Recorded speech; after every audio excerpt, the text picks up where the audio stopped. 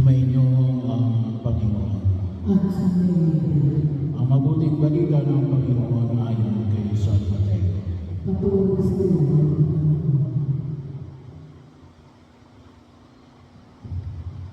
Noong panahon lumapit ang isang lalaki lumuhod sa harapan ni Jesus at nagsabi, Ginoon, mahabag po kayo sa anak kong lalaki. Siya po ay himatayin at lubang nahihirapan. Kung sinusumbong, sapagkat madalas siyang mabuwalo sa apoy o kayo mahulog sa tubig. Dinala ko na siya sa inyong mga alagad ngunit hindi nila mapagaling. Sumagot si Jesus, dahil walang pananampalataya at matigas ang ulo, hanggang kailan dapat ako manatiling kasama ninyo?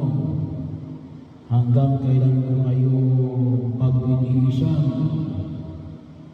Dahil ninyo rito ang bata.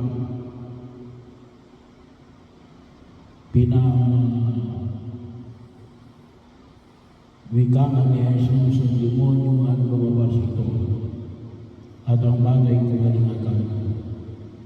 Pagkatapos ay lumapit ang alagad kay Jesus at magtanong nang walang ibang nakakaalam, bakit hindi po namin mapalaya ang demonyo? Sumagot siya, dahil sa kalimitan ng inyong pananalig. Sinasabi ko sa inyo kung maging sinlaki man lamang ng butil ng mustasa ng inyong pananalig sa Diyos, masasabi ninyo sa bundok na ito, lumipat ka roon